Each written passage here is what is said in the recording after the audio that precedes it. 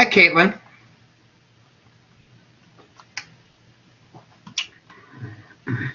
So as I say, make sure you're working on those field notebooks. I keep saying that over and over again, but trust me. What's the matter? But trust me, people in the past who have, or is that a frown or a smile? I'm sorry. I don't know which one. It's but if you wait too long on that field notebook, it's a lot of work at the end of the semester when you have a lot of other classes you got to do work for too, right? Got to study for. I always used to work on this philosophy in school of banking points. I would like to always try to make sure I did really well in the beginning, so toward the end, if like I wasn't quite as doing well in calculus, but I was doing really good in, say, a vertebrate zoology class, and I'm like, I need to get a 78 to get a C or to get a B in the course, and I'm like, but I need more like an 85 to get a C in calculus, and I could adjust my studying banking points or banking time. Caitlin, are you okay? Or is that just a...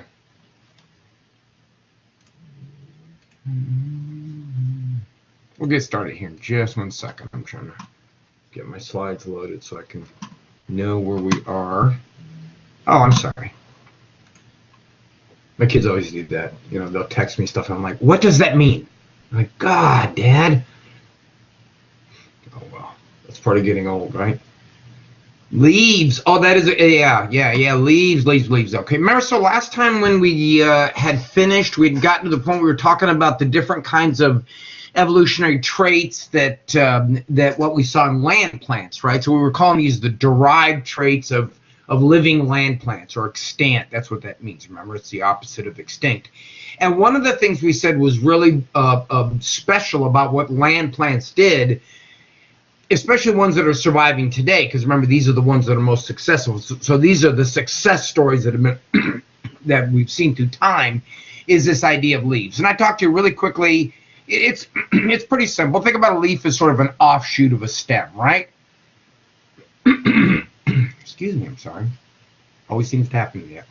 Right, and you can see how if you're filling in between those tracheids, those tubes that we're talking about that were growing. Remember the mosses don't have this, but now we're into the vascular plants and they do. So you could have an offshoot with some vascularization. You could connect it with thinner and thinner tissue, blah, blah, blah. You get the idea that you could make a leaf, and a leaf would be really good for photosynthesis, wouldn't it, right? More surface area, more cells, more photosynthesis, blah, blah, blah. I did mention in the upper right, though, that things, and this is what I always try to remember to do in the class, things you come at a cost. So I always want you to remember that evolution, natural selection, doesn't have a purpose. We're not trying to make a perfect organism that you can't make. Remember the deer with the big horns, right, with its head, couldn't lift its head up? So, 360 million years ago, something began to happen where these carbon dioxide levels begin to drop, all right, begin to drop on Earth. Could have been maybe volcanic activity was dying down, because that produces a lot of carbon dioxide. And so natural selection started favoring larger leaves. Why? Because larger leaves, more surface area, more photosynthesis. You get the idea, right? And of course, larger leaves, with leaves come those things called stomata, right? And stomata with little openings on the bottom where the gases go through, and that's all nice and good. But remember, in your stomata, you can also lose water. You don't want to do that, especially with plants where they got the water vacuole thing going on, where they can't go get water, right? So there becomes this trade-off that always occurs. So these larger leaves, right, they begin to overheat, right? And one of the ways that they learned to deal with that was to open their stomata, and that helped them cool off. It's like I said, it was like us sweating, called evapotranspiration. But then with that came the idea of being dehydrated. See, it's never perfect, is it?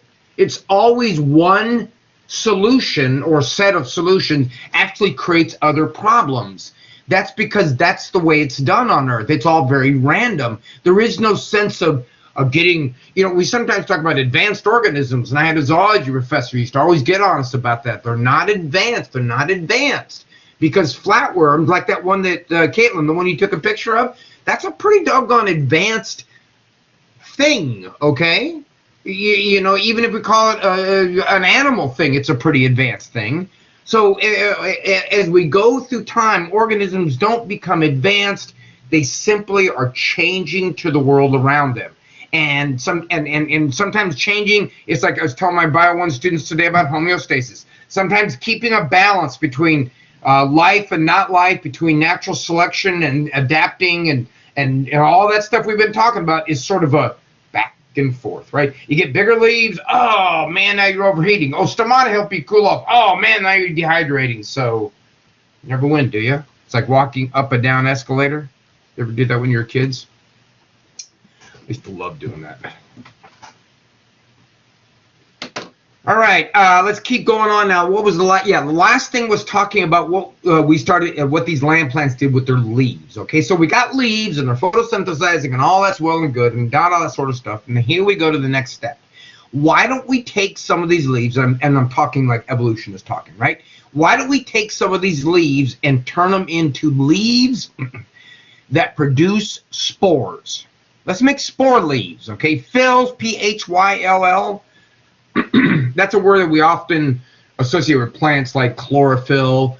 In this particular context, it literally means leaf. So we're talking about the spore-producing leaf, okay? Obviously, that would also be, if you're thinking about having heard the word spore before, that would be the sporophyll would be on the sporophyte, wouldn't it?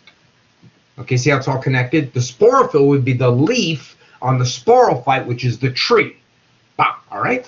See how that all fits? You got to, these terms really are going to start coming, so you got to make sure that you don't get them all mixed up. Anyway, modifying these leaves, or evolution or natural selection, modifying these leaves into these spore-producing leaves was a hallmark, man. I tell you, it changed everything, okay?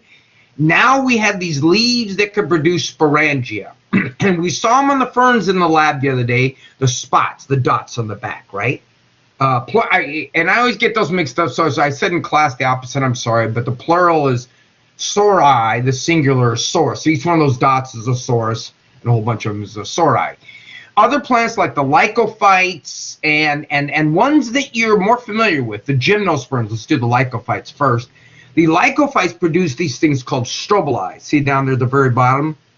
Those weird-looking leaves that look like they're scaly, those are actually spore-producing structures. You might be a little more familiar with these strobili critters if you remember that, or if you don't remember, you probably don't remember unless you took Latin. Nobody takes Latin, right? I didn't even take Latin. But anyway, in Latin, strobilus means cone. All right, so the other type of organism that experiment with these sporophylls and come up with this evolutionary hallmark were the gymnosperms. So in the upper right, the cone-bearing plants. Those are the ones we're familiar with, right? That's a pine cone. Did you know there were two types of pine cones? There isn't that picture, right? Did you know there were two types that the trees typically would produce two obviously different types of pine cones? Did you know what those little, the big ones, obviously, everybody knows what those are, right? But the little ones, did you know those were pine cones too?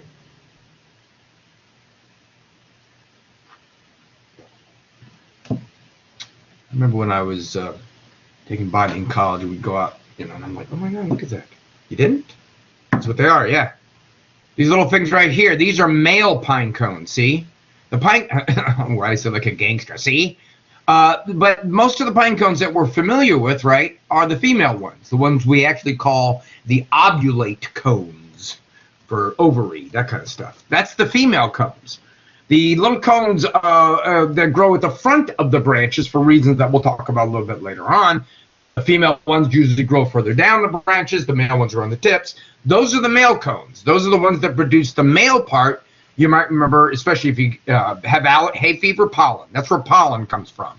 And the pollen comes out of those little male cones, drifts in the air, up your nose, on your car, and eventually tries to make itself to one of those pine cones, which is, look very closely at it, it's a bunch of modified leaves, right? That's what they've done. So, yes, there's the needles, which are leaves, by the way, right? Aren't those leaves? Yeah.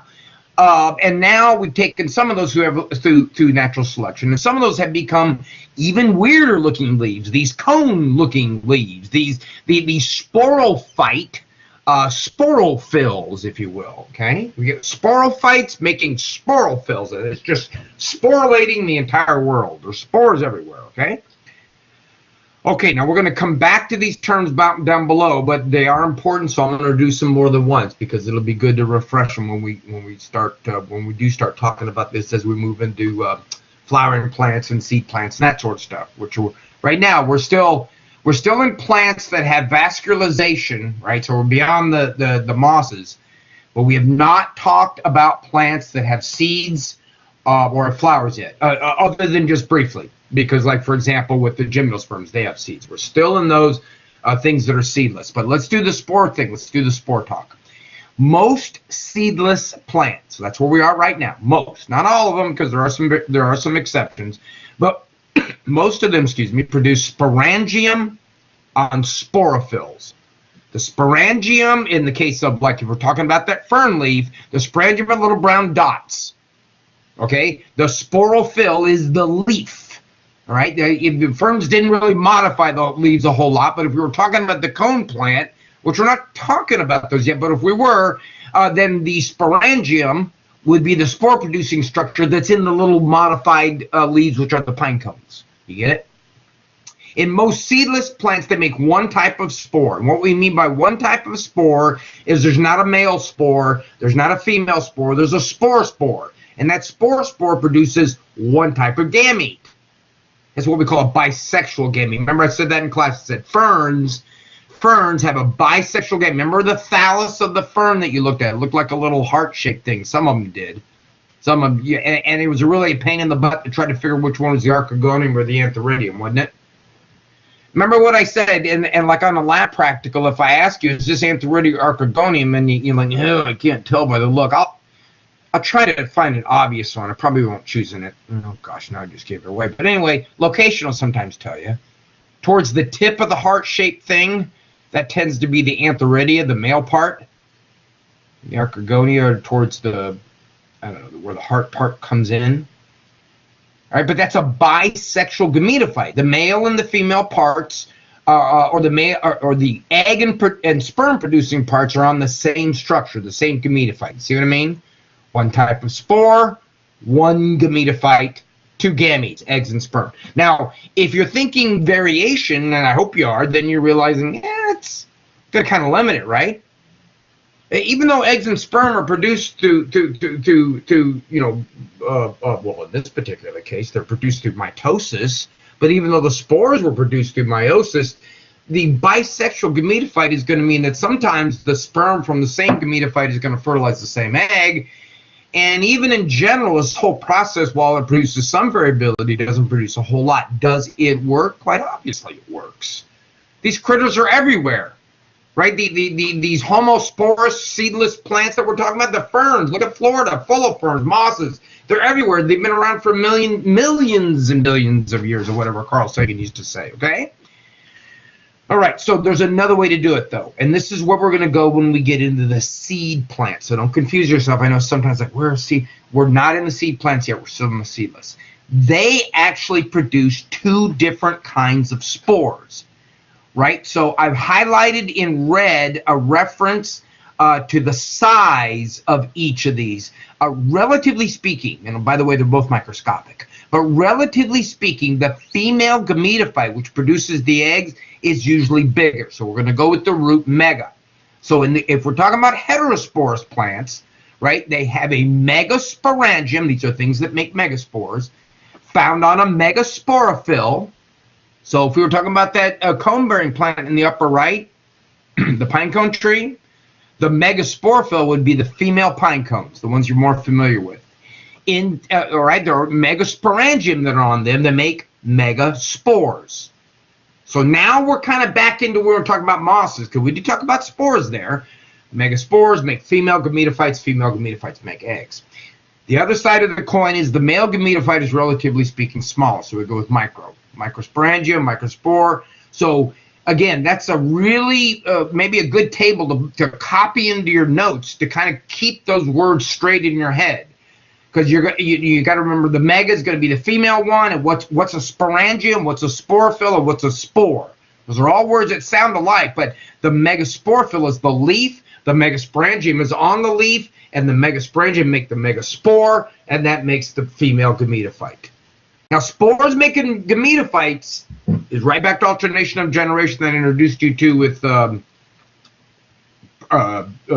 algae, laminaria. All right, so we're just kind of modifying the terms. So to get everybody's head all in a spin right now, because I'm going to use these terms a lot, so maybe that'll help. Anybody need help with any of that? Anybody about ready just to... Here we go. All right. Well, good. Nobody's jumping ship. All right, so we got non-vascular plants, right? The liverworts, the mosses, the hornworts, the things we all call the bryophytes. Where we are now is we're in the vascular plants, the tracheids, the xylums, the phloems. Well, we're still seedless, right? No seeds yet. No seeds in bryophytes, no seeds in mosses, no seeds in liverworts, no tracheids either, but no seeds. Still no seeds, still no seeds. We're in the lycophytes, which we're going to talk about next, and then the ones which you know, ferns. Ferns are very familiar seedless vascular plants. You might not have known they were seedless or even knew that they were seedless vascular plants, but it is the mammalophytes, the ferns, horsetails. Oh, those are really cool. I showed you those in class. Whisk ferns, things you can see growing around you every day. These aren't, we're like, you know, there's rare species. Some of these are kind of rare, but horsetails and whisk ferns you can find, well, whisk ferns you can find growing right in your flower bed. Get to those in just a second. Let's go with the lycophytes. These are the club mosses. Again, look them up online if you're thinking about your field notebook. Florida club mosses. Go to Google Images when it shows you, Florida, and you'll go, I've seen that, and you go take a picture of it, right? You would confirm it with the picture, but you know, you probably have seen a lot of these. So, all right, so we're seedless vascular plants. You can see we got the break, the origin of vascular plants, 425 or so million years ago. This is a period we call the Carboniferous, by the way. Carboniferous because plants were going crazy, man, and plants were making lots of plant growth, and they were incorporating lots of atmospheric carbon. That's what they do in photosynthesis. They're making lots of coal, by the way. So if you dig down 425 million years ago, coal mine. All right. So we get the lycophytes splitting off into the vascular plants and in the ferns. So let's go to the lycophytes first. The lycophytes is a relatively small group, 1,000 or so species. As I said, these are things we call the club mosses, spike mosses. I put mosses in quotes because mosses is really left to mean those in the phylum Bryophyta. Friggin' botanists, if they didn't think it'd make it confusing enough. We got bryophytes, which is the Bryophyta, but also includes the hornworts and the liverworts. Then we got Bryophyta, which is just the mosses within the bryophytes. And now we got mosses, and then on top of that, remember we have Spanish moss, and holy cow, and that's a flowering plant. Things look alike, we tend to name them alike, don't we?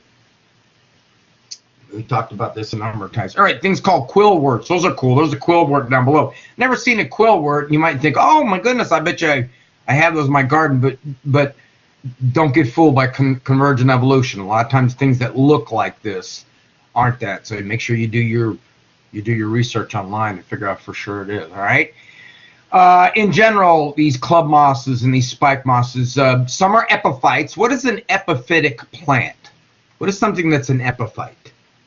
We have several examples of epiphytes here in Florida that you're, I'm sure, pretty familiar with.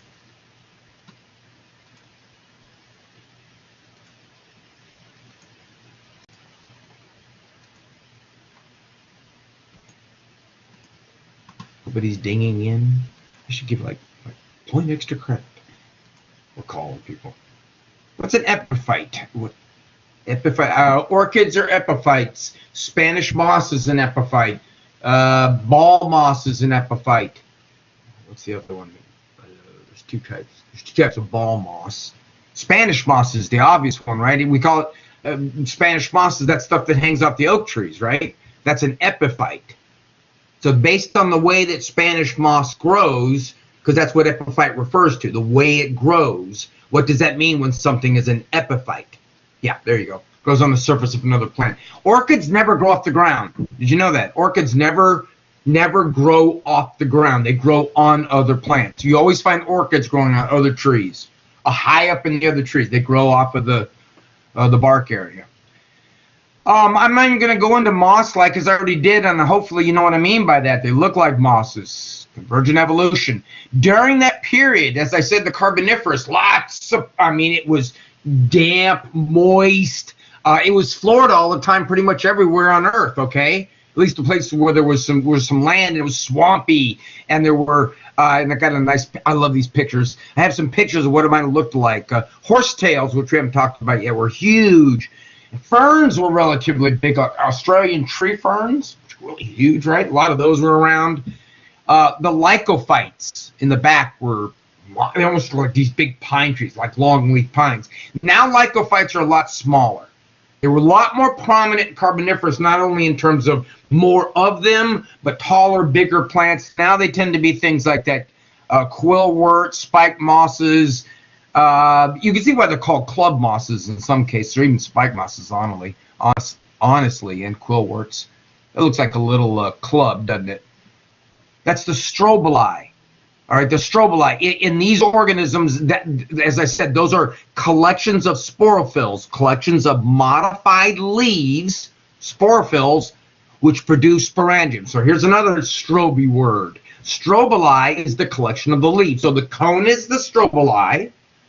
The little scales on the cone are the strobophylls. The sporangium are on the sporophylls, and they make spores. Spores. Get your spores straight. Mega and micro then changes depending whether you're talking male and female, all right? Let's go on to the ferns if nobody's got any question. That's just something you got to sit down and write over and over again, folks, and you'll get it figured out. The manilophytes. All right, this is probably of the seedless vascular plants. This is going to be one of the more successful groups. We had 1,200 species of lycophytes, about 10 times as many of these. So 12,000 species of manilophytes running around. Sister clade. What does it mean when something is a sister clade? Why are manilophytes, there we go, if that'll help you a little bit. Why are manilophytes and lycophytes considered sister clades? Matter of fact, this chart, interestingly enough, doesn't really show them exactly as sister clades. Another one. Another chart. Or is that one? Y'all remember what it means when something is sister clades? Yeah, there you go. So you notice. Let me see here.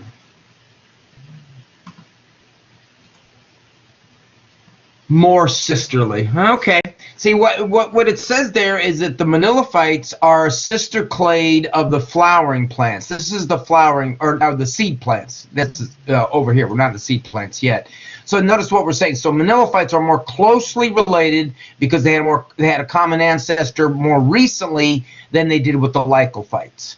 So of the two groups of seedlings, this was like the green algae group. Remember the chlorophytes and the caryophytes. The chlorophytes were protozoan-like. The caryophytes were plant-like. They're both green algae. So these are both seedless vascular plants, but the manilophytes of that group are more closely related to the seed plants than the other group is, right? So as I said, these are the horsetails, the ferns. There's a lady fern, horsetails. They have not only, there's a strobilus. So that strobilus is going to have sporangium and the little tiny scale-like parts that you see in the picture there. Those are the sporophylls. All right. They have a vegetative stem too. Sometimes in these plants and even in ferns, what they'll have is two different types of shoots. Like we looked at ferns the other day and they have the spots on the back. There are some ferns. I have a picture of one.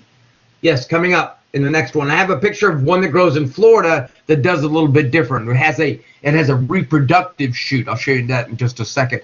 Remember, horsetails, I said, are the stuff that have the silica in them, right? They got the rough textured stuff. You can see horsetails growing alongside the road. I know a place near here up in Geneva. I know that doesn't help you guys, but it's not uncommon to see them. They're usually in ditch areas alongside the road. Whisk fern, to find a whisk fern growing in my buddy's red maple tree that he's got growing in a pot next to his pool. I'm sitting there drinking a beer, and I'm like, oh my God, that's a whisk fern. He's like, I pull them out. I think they're just weeds. I'm like, they're not weeds. I said, it's a really sort of a not common type of plant. Again, don't, look over things. If the whisk fern looks like a whisk broom, that's why they call it Psilotum. You don't say the P. The little yellow at the top, sporangium. Right? These are sporophytes. Aren't they cool? Don't overlook this stuff. It's everywhere. I'm running down the road one day and looked there and went, oh my God, they're horsetails. There was a whole, like about 300 feet of horsetails running down this road out in the middle of Geneva. But we probably know in the Manilophytes these guys the most. Okay, the upper right, that's a cinnamon fern. We have cinnamon ferns in Florida. Now, don't get fooled by the shape of the leaves. Ferns are notorious convergent evolutioners when it comes to the shape of their leaves. So they often have the same shaped leaf. But the fern we had the other day had the sori on the back. The sori were the sporangium, produced the spore, blah, blah, blah. In the whisk fern, in the cinnamon fern, still hung up on that whisk fern. This right here, see that? Sometimes you think when you're walking by ferns, oh, that's old dead fern leaves. We don't call them leaves, by the way, to be accurate. We call them fern fronds, F-R-O-N-D-S. But you think they're dead fronds, but they're not. If you look more closely, if it's a cinnamon fern anyway, it looks like little tiny miniature leaves roll up. But those are spores. Those are spore-producing structures. Cinnamon ferns don't make dots on the back. So if you flip over the leaves and you go, oh, that's weird. I thought ferns had the sori on the back. They don't. They have another thing. So they have the vegetative stalk or shoot or stem. That's the green part. And then they have the reproductive part. They're called cinnamon ferns, by the way, because that brown thing that I circled has the color of cinnamon. They're everywhere. Trust me, I can go across the street right now, and they're growing, and they're shooting up reproductive shoots. Best way to tell plants, I think I said at the beginning of the semester, is when they're reproducing. When they're making flowers, fruits, really, things other than the doggone leaves, which all look alike. So cinnamon ferns are doing that now. Like I said, I take you across the street and show you where they're doing it. So look around. 12,000 species. Most of these guys are of all homosporous, right? So they make the bisexual gametophyte. So they make the little heart-shaped thing that we saw in class. And on there, bisexual means that on that same thing, a phallus. I think in the slide they call it a prothallus. Anyway, it's a thallus member's kind of glob that's supposed to look like a leaf. It's an undifferentiated leaf, but both the Antheridium and the Archegonium are on there. And just for the heck of it, to keep you guys reminded about numbers, about a trillion spores. A fern produces about 1 trillion spores in a lifetime. And you probably figure out what happens to most of them, right? What happens to most of those spores? One word. What happens to probably 99.999% of those spores? Thank you.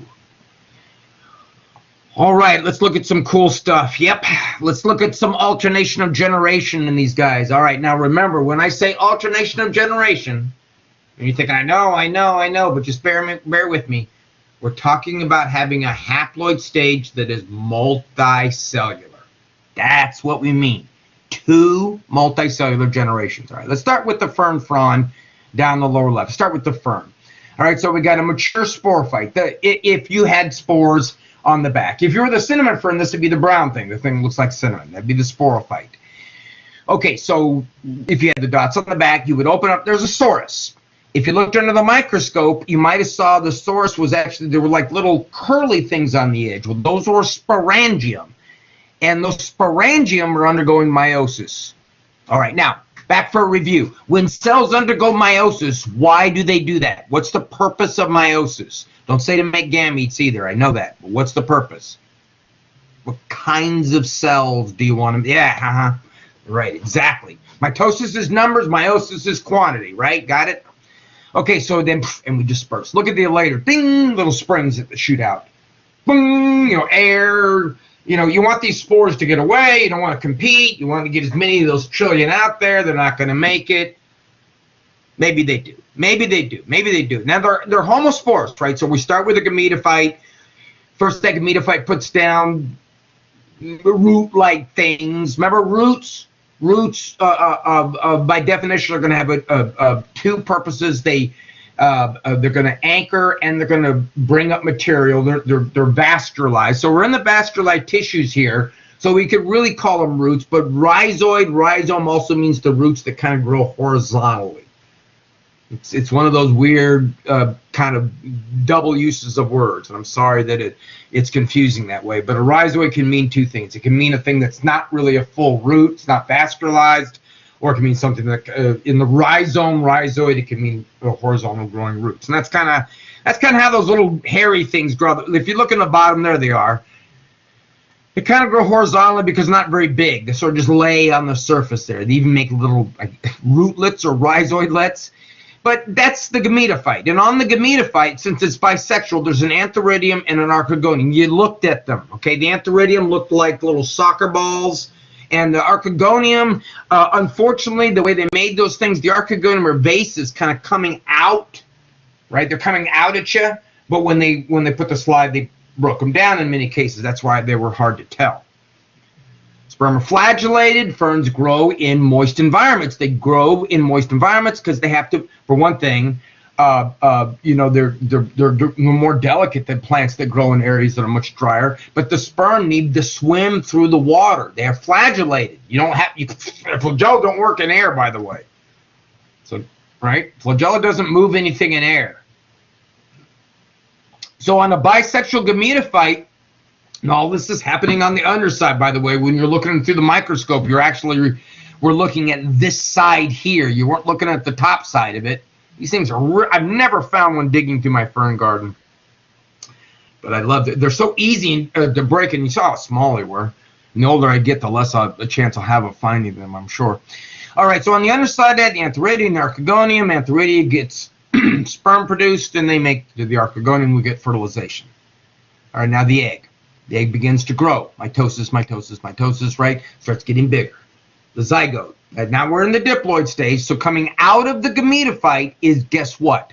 A new sporophyte. Coming out of the gametophyte is a little miniature leaf or frond. And in ferns, we call that thing a fiddlehead. Look at that. Isn't that cool? A fiddlehead. You might have seen them growing in ferns. Those little tiny parts, they uncurl. First they uncurl along here, then the little leaflets uncurl. Fiddlehead because it looks like the somebody told me in last class that I was teaching in violin, the part where you do the string thing, where you tune it. I don't know, it has a name, but it looks like a fiddlehead. It looks like the head of a fiddle or the head of a violin. Didn't you play violin? Is there a name for that thing up there that you turn to make this? I don't play musical instruments. I have no ability whatsoever. There's one. If you're into eating ferns, that's what you eat them when they're kind of tender like that. So what I've done here is take the same thing that was in the previous picture and just kind of went online and found some pictures to kind of give you an idea what it looks like. So there's the fiddlehead, uncurls. There's the sori. Under a microscope, we got sporangium. The little purple things are spores. So they germinate. And they make this thing called the gametophyte. That's what you're looking at under the microscope. Remember, there's the antheridia,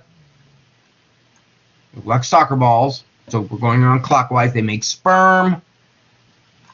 This is a much better shot of archegonium. I wish our slides were like this. Can you see the egg down there?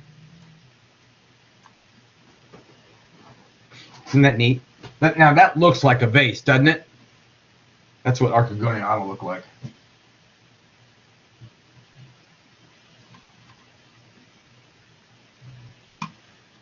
Out of that, if the egg or if the sperm makes it down there, of course, out of that is going to grow this guy right here. And actually, let me go back to the previous slide. Actually, the sporophyte that grows out of the bottom. See how it's dashed line right here?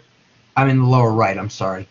The sporophyte actually grows out, makes a U-turn, and comes up through that. They're not all shaped exactly that way, but that little indentation that's in the gametophyte. If you see a bunch of ferns next time, do that. See if you can find this little thing. I mean, you can see it with the naked eye. You can't see it like that. You need a microscope, but you can. But they're real delicate, real hard to find. So, you remember that trend we were talking about in mosses as we move on into these ferns? We're talking about the gametophyte getting smaller, the gametophyte getting less conspicuous, the gametophyte getting less dominant. What we mean by that, of course, is back in the mosses, when you walk through the woods and you go, oh, there's a moss, you're looking at the gametophyte, aren't you? You're looking at the part that's haploid, that produces the gametes. The sporophytes, some of you in class were like, as soon as you turn the moss sideways, you're like, oh, there they are. You can see the little tiny wispy things, man. Little tiny wispy things. So notice what's happening here, right? The sporophyte's getting bigger. That diploid thing is getting bigger. Before it was the haploid thing. And again, it's not one better than the other. They both work in the environments in which they work. But in this group of plants, what they decided to do is go diploid, you follow me there. They went with the diploid route, and now we're going to put more effort into making those diploid things, those sporophytes. And we're going to retain the gametophytes, because out here in this big world, nasty world, with all kinds of things that want to do genetic things to us and screw up our DNA, we're going to protect that haploid thing. We're going to protect that sensitive. And then later on, as we talk, we're going to actually protect the young. See? Numbers, right? If you take more care of, it's actually, there's in population biology, there's things called R and K selected organisms. R and K selected organisms, basically R selected organisms have lots of offspring, little to no parental care. Insects would fit into that group. K selected tend to be like mammals, fewer offspring, but take more care, spend more time. And then, of course, there's everything in between. All right. So this is in your slide. So I've labeled everything for you. All right, and this is again the stuff we were looking at under the microscope. So if you need to review that, you can find those images online. You can of course always look at previous labs microscope slides while we're doing lab. Like for example, if you wanted to look at some of these next week, by all means, let me know, and I'll break them out. Okay, let me go relatively quick for the last two. There's not much to say about them because I have talked about them a lot. There's Equisetum. These are Florida species. This is horsetail. I guess because if you looked at the tail of a horse, it's very thin with the hairs coming off. So maybe the vegetative stem, the green one there, that would be like the fern frond again. And the fertile stem would be the cinnamon part of the cinnamon fern.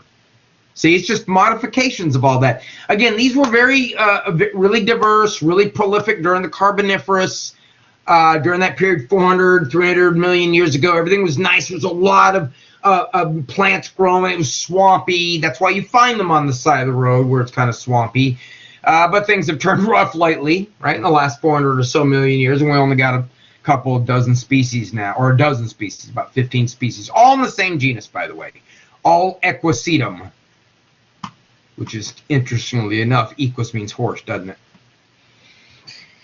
All these guys are like ferns in the fact that they make a bisexual gametophyte, and again, the silica. Some of you, I talked to you about this in lab, but why would there be silica, which is gritty? Why would there be silica in in the tissues of these organisms? Why would they have silica spread throughout the cells here?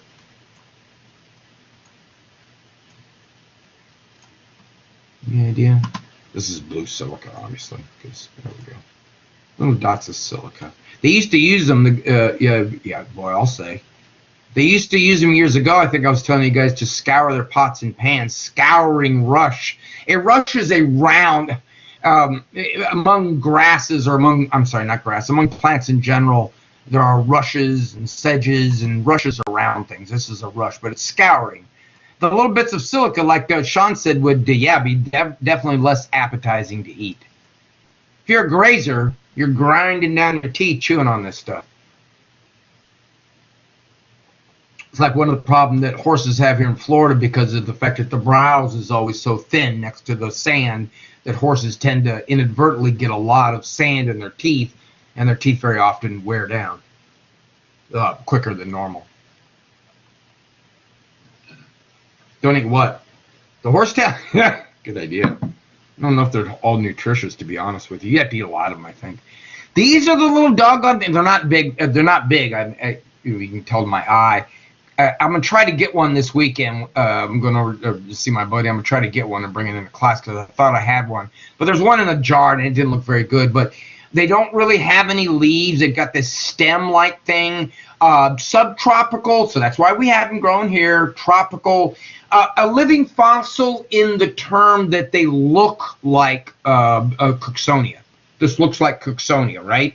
But not a living fossil in terms of like a coelacanth, that fish I told you about that they thought went extinct. Remember, a living fossil refers to something that's modern, if you will, but looks like something that's gone extinct, like this looks like Cooksonia, or something that we thought was extinct but isn't. But actually, these whisk ferns are ferns. They're much more closely related to ferns than they are to any of those other more primitive type of plants.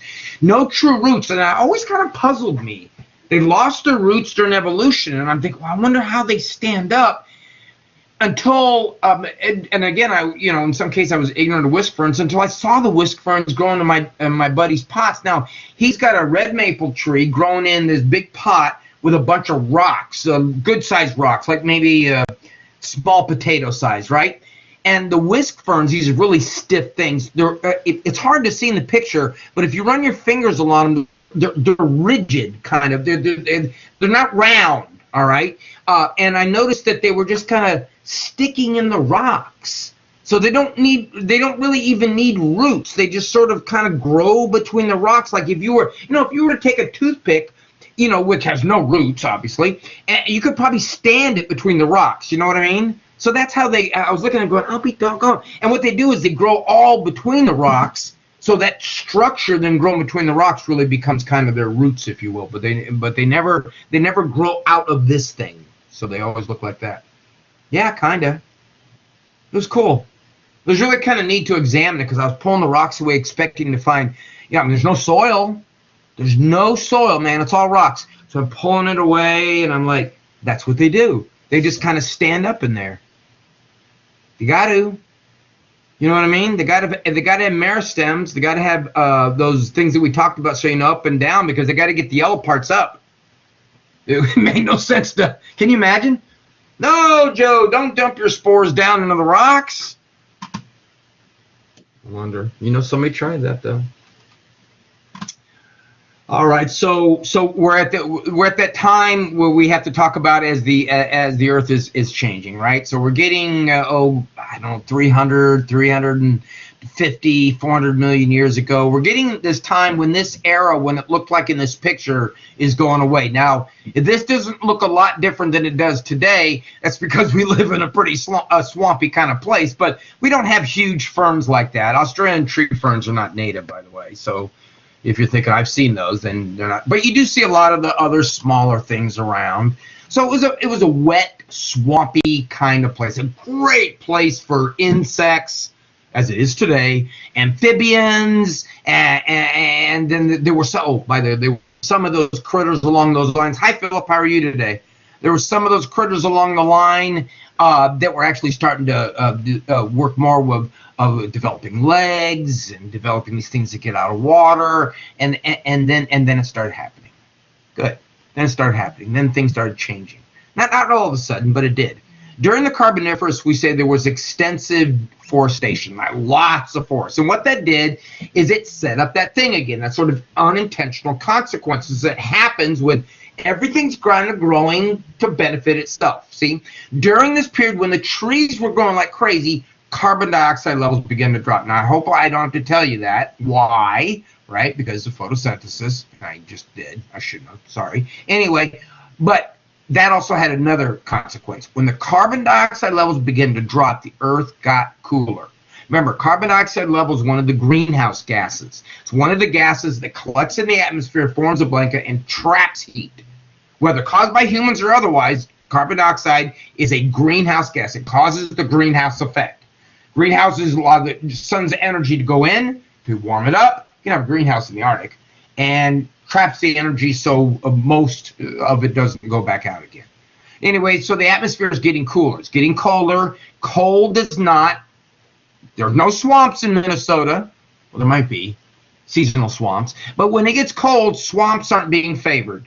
Those organisms that depend on it to be wet, mosses, those organisms that depend on it to be moist, amphibians, those organisms that depend on this swampy kind of environment, they're going to be stressed.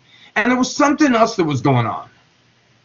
In the oceans, critters were going crazy, especially these critters we call mollusks.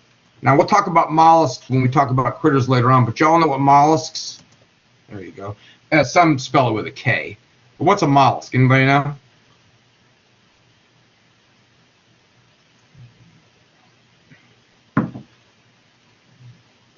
You might even eat them.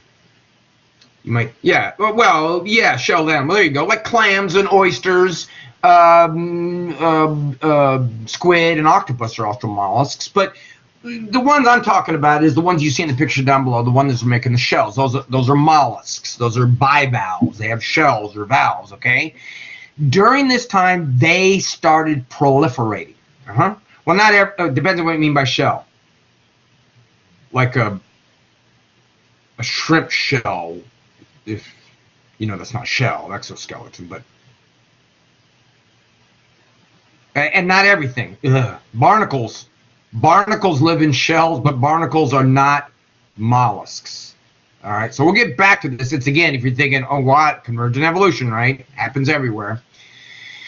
But as these mollusks grew, the one that made these shells, they used calcium, all right? And there's a lot of calcium in the rocks and the stuff that was running off into the ocean, and they needed calcium and they needed carbon. They were making this stuff called calcium carbonate. That's what those shells are made up of. Those shells of those shell creatures are calcium carbonate. You need calcium, that's coming off the rocks. You need CO. I know you need CO3. I'm not balancing the equation here, but where you're going to get a lot of that? You're going to get a lot of that from the atmosphere, so you're drawing it out. Drawing it out, okay? So the CO2 levels are dropping. The CO2 levels are dropping maybe because the volcanoes are dying down, and maybe also because of the fact that these marine mollusks are going crazy and just growing and sucking up the carbon, and the ocean becomes what we call a carbon sink, right? Whatever happened, if you look at the data down below where they get this really neat data, they'll look at atmospheric carbon dioxide parts per million. Atmospheric carbon dioxide parts per million. That's on the y-axis. From millions of years ago, from the present to 600, right? So we're right about here. 400 million years ago. Carbon dioxide levels in black, they're beginning to drop. Soon after that, the temperature in red begins to drop.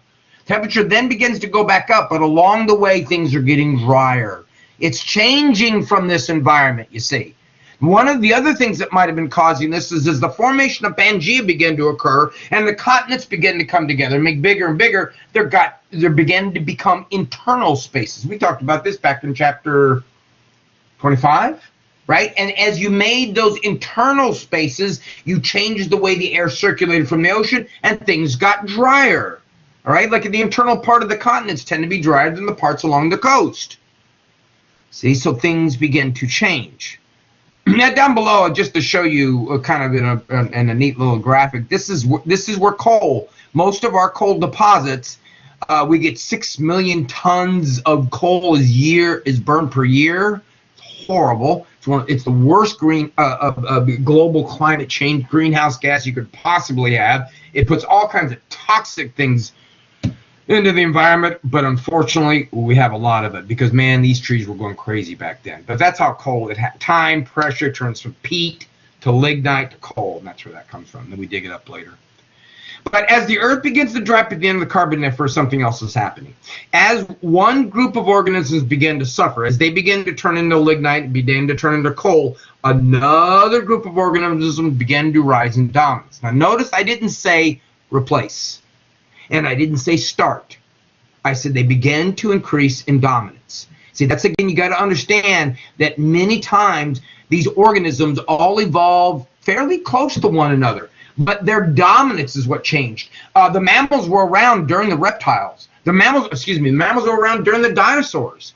Mammals were around and proliferating and doing their mammal thing. They're very different than they are today, but they were around. When the dinosaurs died off that day, and it was essentially kind of all died off when the asteroid hit them. That was it. See you later, dinosaur. When that happened, that changed. That removed and changed an environmental pressure, which allowed other species, this time the mammals, to rise to prominence, okay? But where are we right now? Right now we're talking about these swampy, wet, damp critters that love this kind of environment being squeezed out, being squeezed into areas where we find them today, right? We're talking about the critters that moved on in dominance. We're talking about the seed plants next.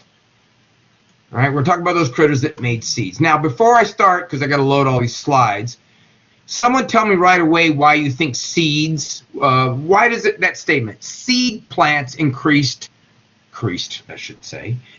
in dominance. Why do you think, what do you think about the seed? What was it? What was it about the seed? Oh. How so?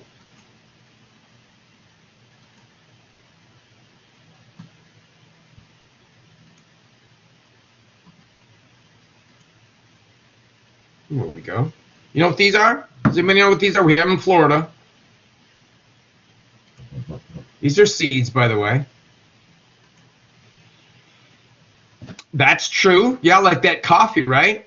That's, for one thing, seeds are nice because organisms that eat the fruit has the seeds in it. Things that have seeds are fruits. So yes, cucumbers are fruits, and tomatoes are fruits, and potatoes, no seeds, so not fruits, okay? It's a tuber, actually. But if you were an organism eating the fruit that had the seed in it, blah, blah, blah, you might be sloppy and drop a lot of seeds and you're walking.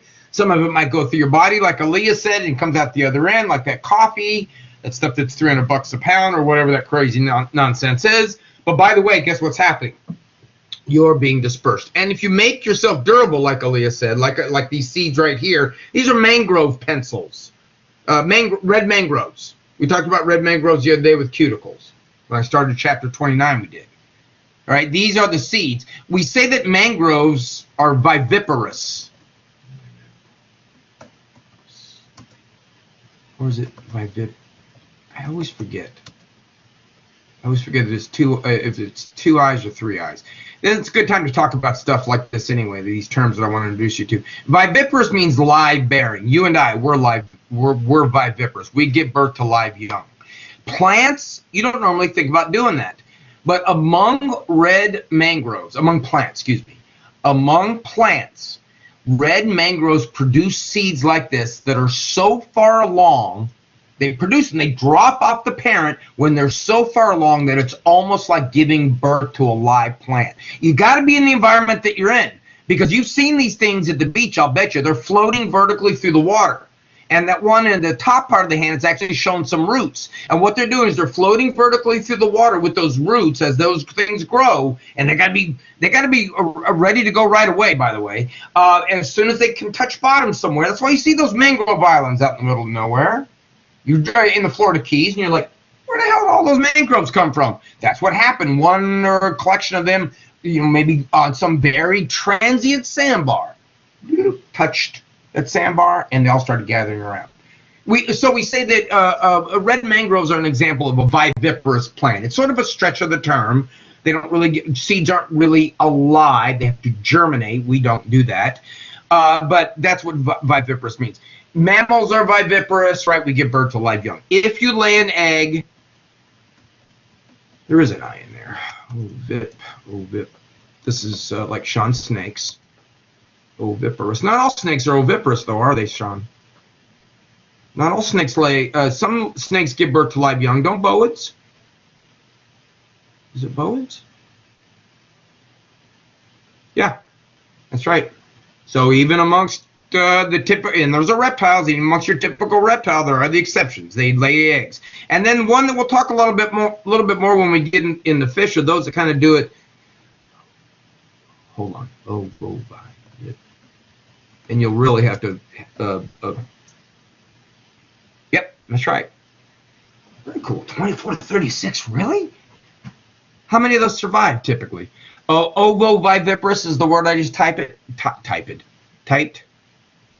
How many of those 2 to 3 dozen actually usually survive, do you know?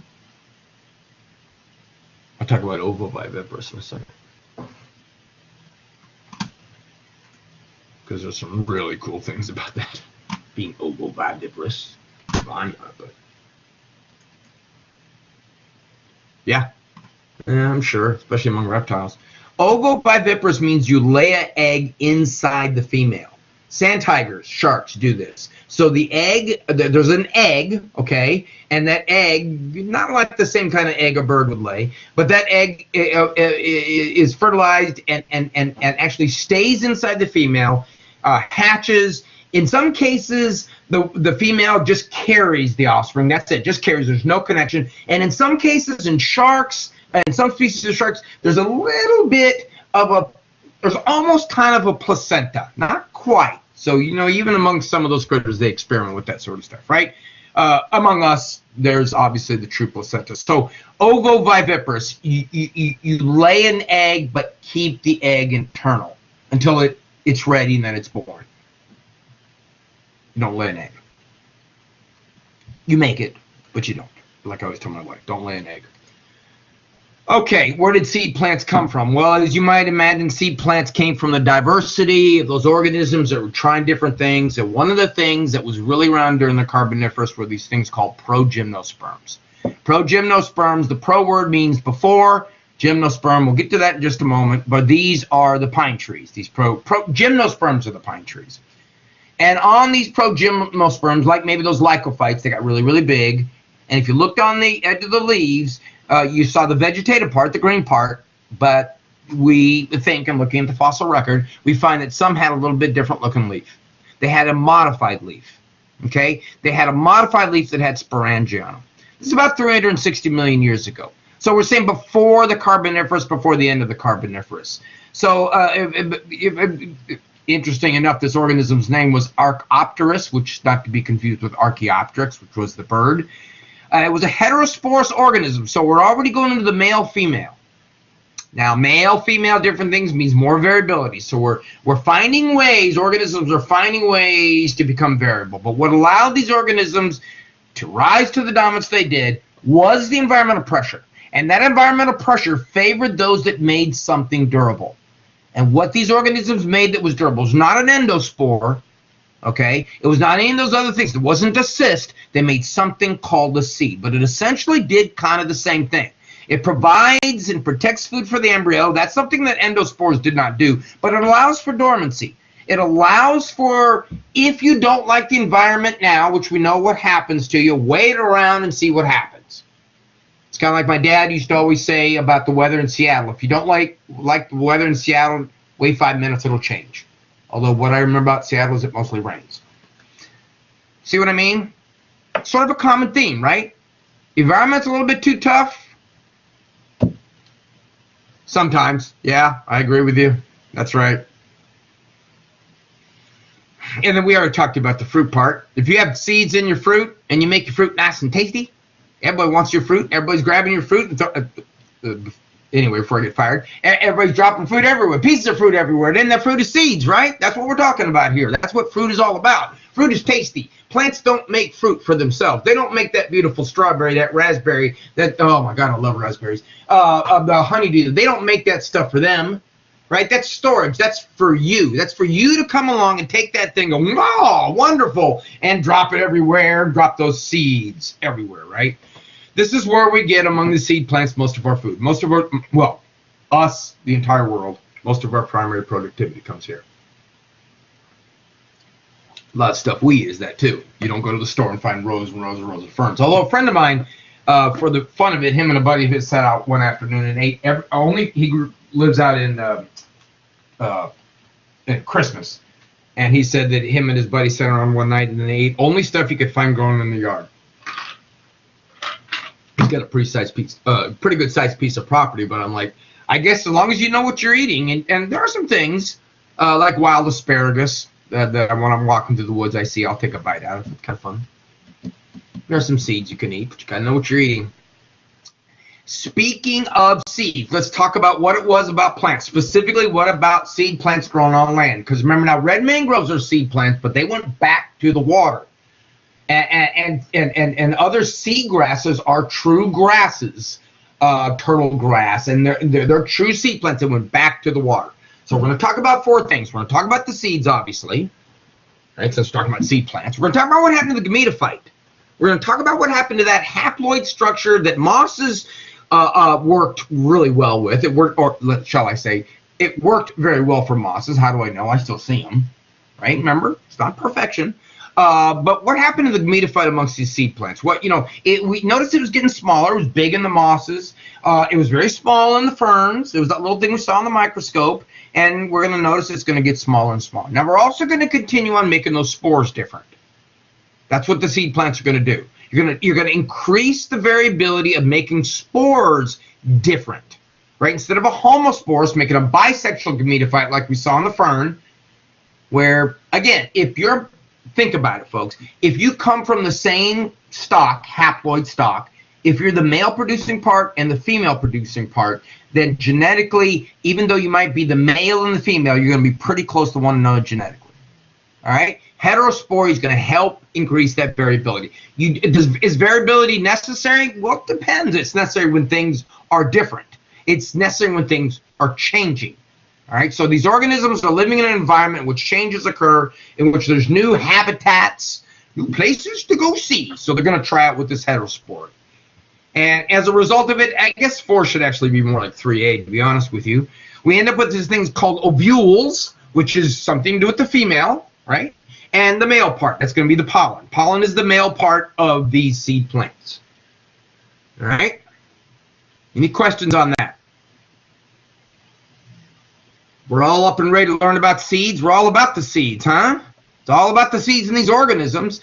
Now, seeds develop from ovules, but very often the word seed and ovule will be used interchangeably. So don't get confused. Technically an ovule develops into a seed, but when does that happen? I'm not going to play Aristotle. I'm not going to get, I'm not going to get the wrong as the lab. We're going to talk about the fact that it's an ovule and it becomes a seed. But what is a seed? What is this developed ovule? Well, it's a youngster. That's exactly what it is. It's an offspring. Not quite an offspring the way we do, okay, but it is an offspring. So you see in the picture on the right, the embryo, the blue thing, that's a little mini tree. Those 2 little things sticking up at the top, folding over, those are actually the leaves. The in between that's the apical meristem. Right, the part that grows for the shoot, and at the other end is another apical meristem, the part that grows to the root. So all that stuff that I showed you the other day is right there. So that's junior. So junior is not only junior, excuse me, he's a sporophyte, but around junior, he's covered by integument, skin, texture, covering, and which hardens, and it hardens into this seed coat.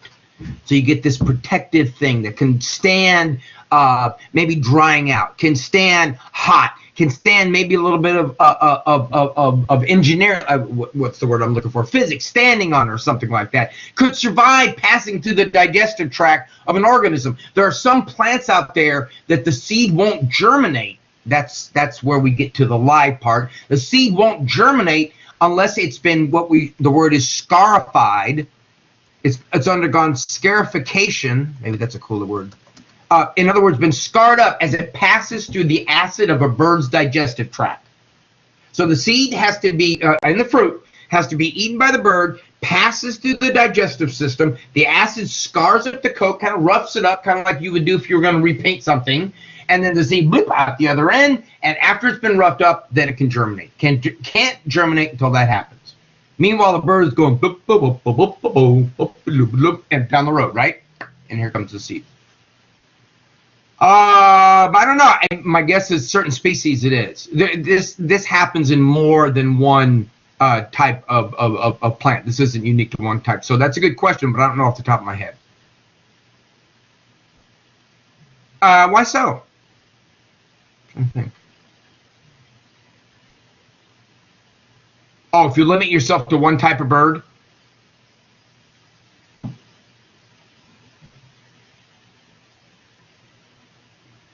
Yeah, so what you would do is either make sure there's a boatload of those type of birds, or you're not so selective. And my guess is you probably wouldn't be so selective. It's probably more a matter of the bird eating anything, and those seeds that need the scarification maybe being dispersed a little further because they may take a little bit longer to pass through the digestive tract or something like that. Well, I mean, that's what happens sometimes, but that's not a bad thing, though, Sean, if the thing you're depending on is around all the time. You know what I mean? I mean, yeah, you're right. It's like koalas in Australia. What do they eat? What do koala bears eat?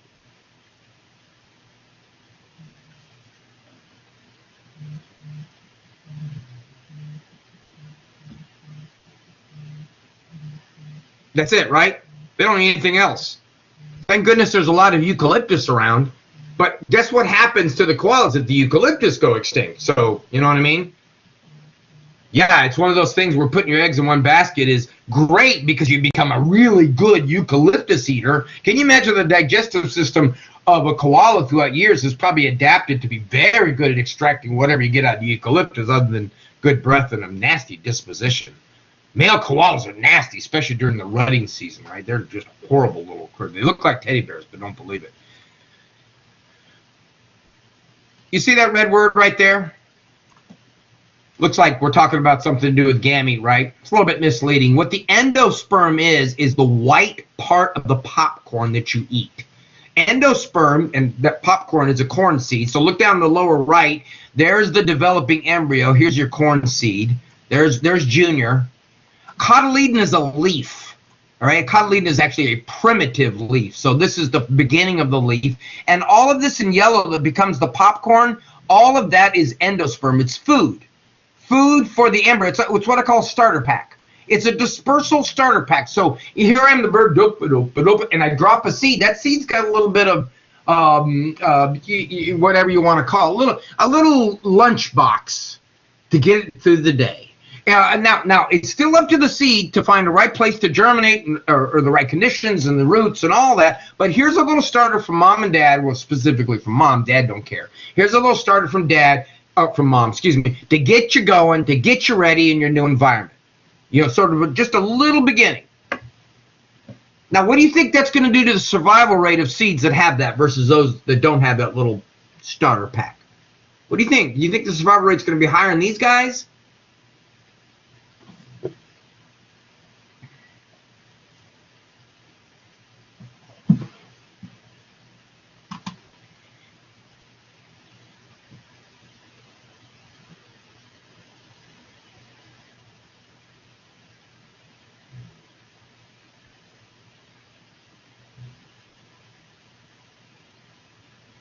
Sure, of course. Right? Also, you can be in dormancy a little bit longer if you got this little bit of food store, right? So you can wait a little bit longer.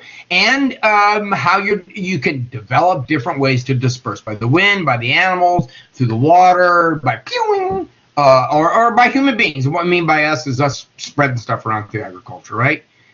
So seeds are the reproductive parts of plants, but sort of the thing about the seeds that's really indicative, or at least suggests as to why seed plants became so prominent, 250,000 species of flowering plants alone, folks, is because this seed, right? This little starter pack, along with something that dispersed, that had some resiliency to it, that if you stuck in a fruit, actually became kind of good to eat, right? And in the meantime, spread around.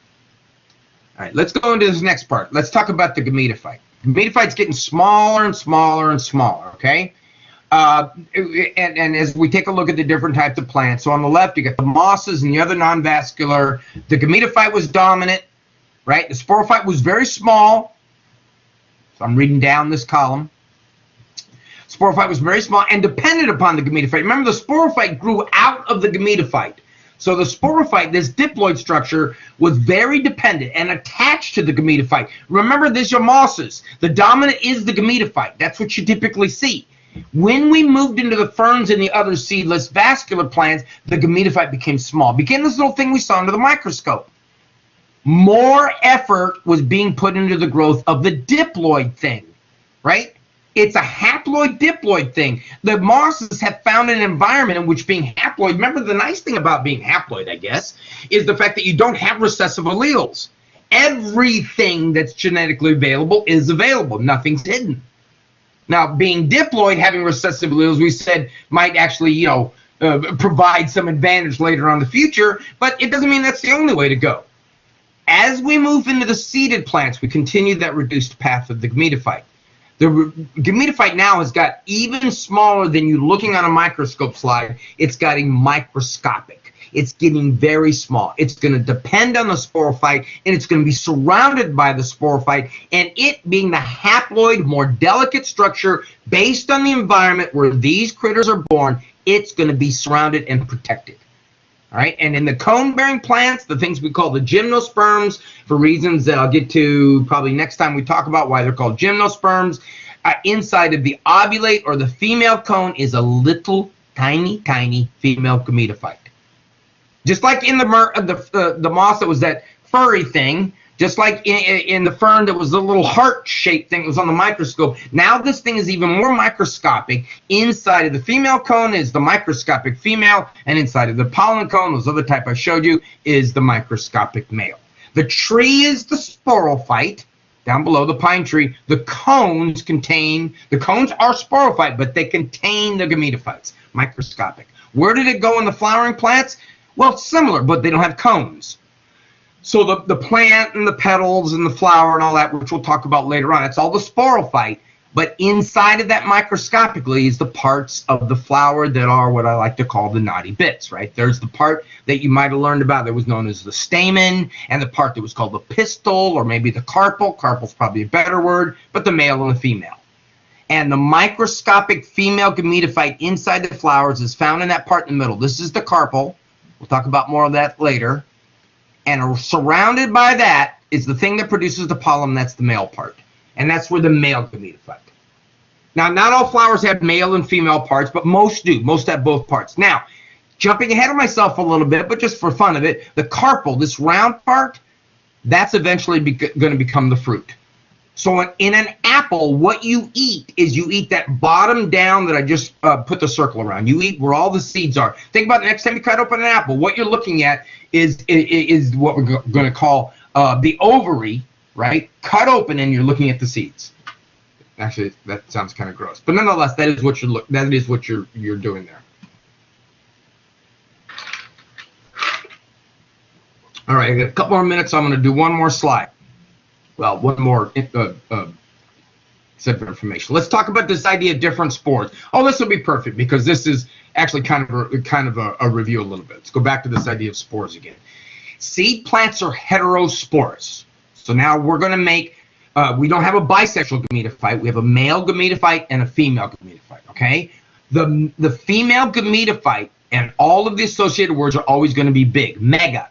All right, so megasporophylls, right? Those are the leaves, all right? Divide by meiosis inside of an ovule.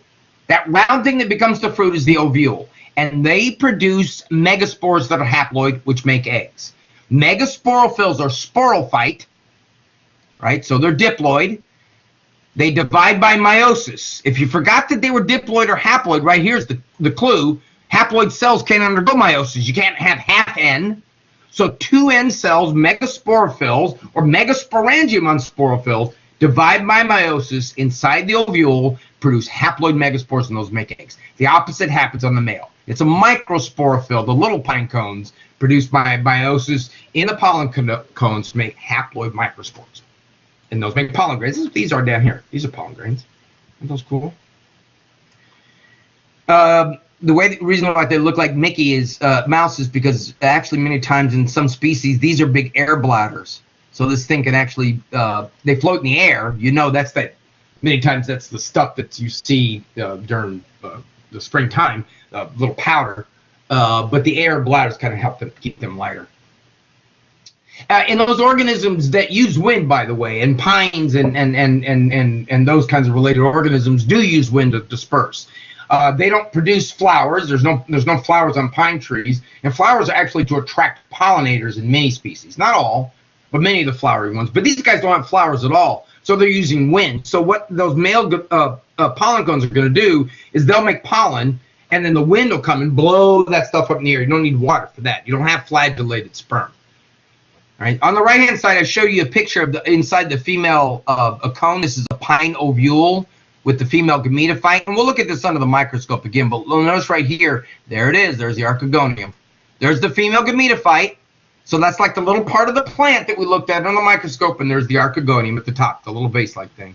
Inside that is going to be the egg, waiting for its sperm. Okay, folks, I'll stop the recording there.